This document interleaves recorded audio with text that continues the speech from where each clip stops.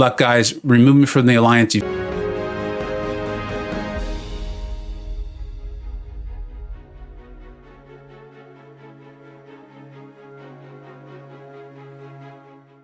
Welcome back to the channel. I have fallen very far behind on war videos. So instead of trying to do them all and catch up, I'm just going to combine. I think it's wars like 7, 8, 9, and 10. Just show you the highlights. I think the coolest fights, the ones that we can learn the most from. And then I ended up completely just missing a war, but we'll cover that when we get into it. Let's start off with this first one. We're up against ISO 8 at this point. For Loki, we're having a good season. We were well in the hunt and a chance at top 3. So if you caught my last war video, you know that Dragon Man went up against Hype. It was a different node. And I really think I played it improperly, but it wasn't Dragon Man's fault. But he's going to get his chance for revenge here. I like him a lot in general, but then also for these nodes where, you know, you can get a power drain buff, or these various things are happening where you're reducing your combat power rate. Any of these sorts of things, I really do like him for them. And you're going to see why, right? With his massive, massive power gain, right? It's something that we usually think of with Hyperion. But my boy Dragon Man is going to get complete revenge here. You see, he can do some decent damage. I still think it's smart to bait Hyperion specials, let him throw them, especially with this Dragon Man. My Dragon Man's only about SIG, I think 40. I think about SIG 40 there. So, you know, it's not really enough to really minimize Hype's power drain here, but we're just playing it smart. I'm realizing as I go in with a medium, even with that power drain, I'm still going to get to 3 bars of power. Going to go ahead and throw it, which is, you know, a big deal. It's a great way to increase Dragon Man's damage. And now I've got Hyperion in the corner. We talked about this in the last video. That makes a big difference. We're unblockable. We're unstoppable. And you see the big increase to the damage there. So that fight is over. We didn't even need to bait another special. So that felt good. It felt good to get a little revenge there for Dragon Man. You know, he deserves it. It's not his fault. All right, so moving on in the war, we're running with his buff and balance power drain, blood in the water, heal passive, heal block passive against Warlock. The thing I really want to show you, even though this is a Magneto fight, is, you know, he reduces the ability accuracy of these metal champions by 70%. And then I went ahead and threw on Pacify. One of the small concerns was triggering the global. And so I've been doing this off and on for the various wars if I brought in Magneto. And I found that as long as I use the special or throw heavies, while I have them stunned, I'm not triggering the global at all, even if I'm doing enough damage to potentially otherwise have triggered it. So, and that's working out for the large, extra large, and for the metal. It's working out well for me. And so I'm not 100% certain that it can't be triggered if the reduced ability accuracy will prevent it always. But it's been working out for me. It's been working out really well. And you're going to see we're going to end this fight with a pretty large special 2 here. And so I think that was something I've learned. The Magneto fights aren't always the best viewing, so that's why I'm not showing you. I think I took like 5 or 6 over the course of these wars. But I thought this was a good one. And you see the ending with a pretty massive heavy there damage. I think it's going to do about 50,000 to in the fight. It's a special 2, if I remember correctly. I think we're coming up on it right here. Yeah, there we go. Oh, 70,000. So I was off, but you see how that works out, and it's not triggering any of the global. So it's really cool. It's really cool. You know, if they're metal, you can do that. And I had a fight earlier in the season against a Gulk where it was a bit of a problem. Here we are on this mini boss island here with this rage. We did the simple math on it, and I was going to have to be hitting him pretty hard to be triggering that. So which means this is something Archangel's just going to fly through here. I don't believe I'm boosted though. And I think that was something we wanted to make sure I didn't trigger it. I will admit that when I hit him and I saw those fury buffs come up, it did, there was for like a split second there. I was like, did I just trigger this node? Am I now going to be having to do like backdraft intercepts? And then I just remember, no, that's just Aegon. And so, you know, this is going to be a pretty simple Archangel fight at this point with the parry heavy. And then we're gonna have some pretty cool fights coming up here too. A couple I'm really proud of. We'll talk about the Ken OB war here, where I drove 40 minutes down a mountain just to get in touch with my alliance mates. And then we've got a really cool solo from DLL. If you're familiar with my channel, you've probably heard him on the stream calls, and he's got a great solo here coming up. So back to this fight. It's just now that I am just totally positive. I was sure going into it that I wasn't going to be triggering the rage node, but now I have the proof of concept here, the proof as I'm doing the fights. And so it's just, this really is truly parry heavy. I think there's things you can do that aren't just parry heavy with Archangel, but this is just that. I'm not playing aggressive because the fight is completely under control, so there's no reason to push it.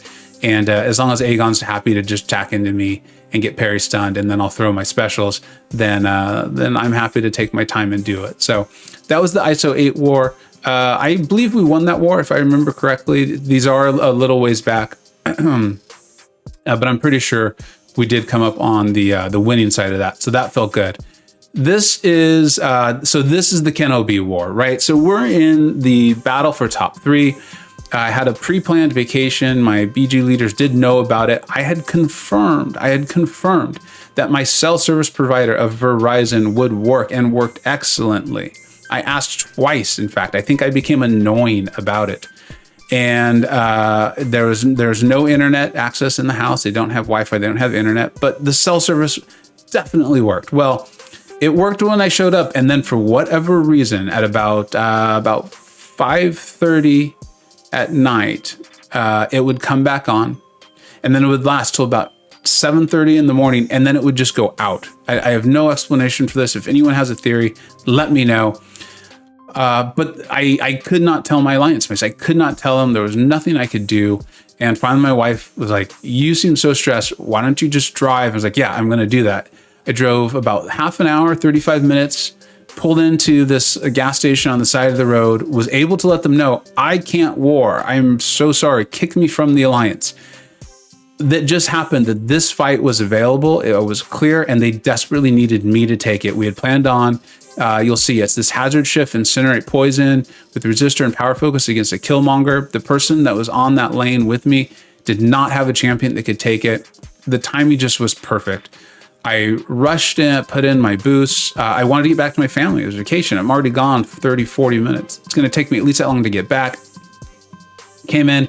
Fortunately, I am so comfortable fighting a killmonger, as you're going to see here, and I felt good that I could just be helpful. Went in with the medium attack there, and I'm pretty sure the tactic I decided to go with was just to get straight to that SB2. Yeah, so I used the light ender there to get the power gain. I should anyways. I don't know why I didn't throw my heavy there. I must have some sort of plan. I'm playing in the car on the side of the road, so maybe that explains it. I'm not sure why I didn't just throw the heavy. But then, as we've talked about, do the heavy on the first stun, go ahead and wait till the second stun, and then throw that SB2. Get that fight done, and then I just was like, good luck, guys. Remove me from the alliance. You've got AQ coming out. You're going to have a whole nother war coming up. Put me on the waiting list. I'll get back in. And I'd made my peace with it. I felt good. I had helped them. And then the craziest part of that story for me is later, I think it was either later that night or the next day when my cell service did come back in, I had a message from them, and it said, we've decided that we definitely don't want to remove you. You would lose out on your Alliance season rewards, and we really value what you bring to the Alliance, and we'll just do map 5 this week. It was crazy. It felt really good. I definitely think I'm in the right place. And I just feel really supportive and honestly quite lucky to be in the alliance that I am. So, all right, moving on. I actually completely missed the following war. Now we've got a cool fight. I have not taken this fight in quite a while, if I have at all. Moving on, it's still the same global, but it's this ebb and flow knockdown against an Annihilus. Gotta be honest, Annihilus kind of scares me, even if I'm taking in Doom. Doom is one of my security blankets. I love him. He's like one of my top 5 confidence-inducing champions. You're going to see that I am going to do the step back light. I think that's one of the best ways to, of course, handle Annihilus. And then I'm going to get that rod off of him as soon as I possibly can. Because this is my first war kind of back. I was still just coming back from vacation. I had a lot going on. I went ultra safe. I even used the invulnerability boost here. And so we're just going in. I'm trying to get the timing set up here. But once I got that first one, I was feeling really comfortable. So that step back light, I mean you just got to time it so you step back, you slide back when he attacks in with that heavy. And then with your light attack, it's usually pretty safe. I saw there that I wasn't going to be safe. I had triggered it, the dexterity, and so it wasn't going to work out well, but I was able to get the block in, And now we've got the rod off of him with the SP1. So at this point, I'm really feeling comfortable. I mean, I could even just go ahead and parry, right? Now that the rod, and for those who don't know what I'm talking about, I think you do, but the rod is that orange buff that he has in the upper right-hand corner there. And so now we're in full to the Doom cycle.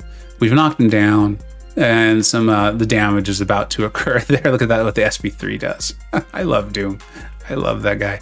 And so, yeah, going in with the medium into the light, medium ender there, and then we're just going to finish off this fight here.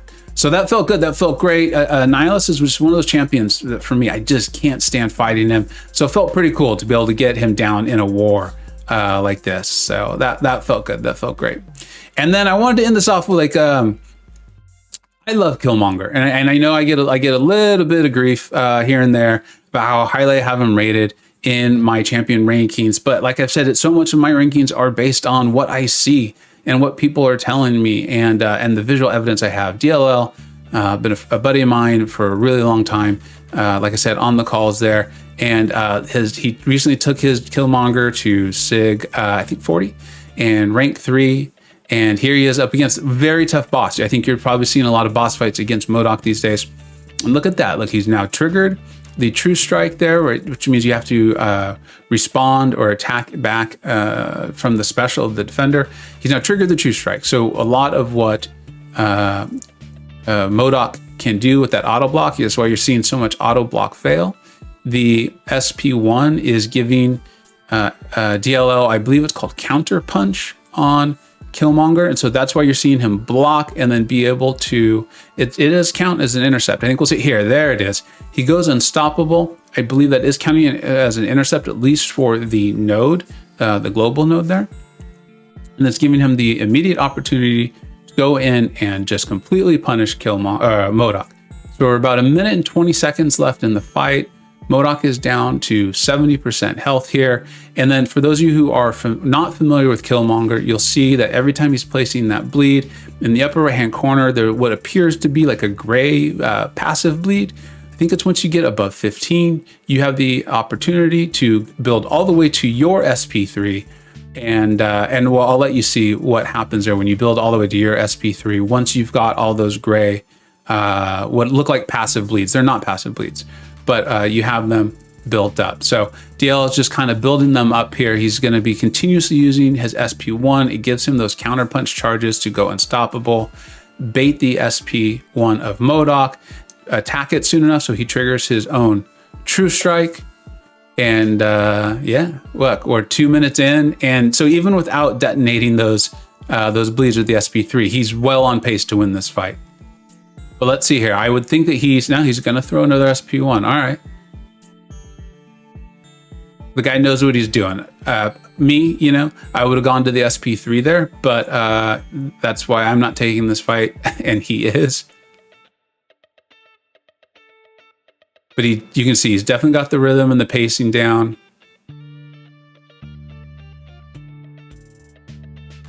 I do think now he's building all the way to the SP3.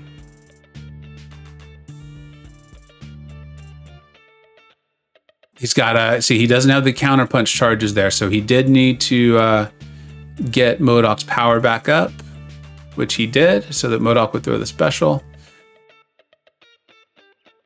Nicely done. And here he goes. 15%. I wonder if he's even, the SP3 may even just kill him.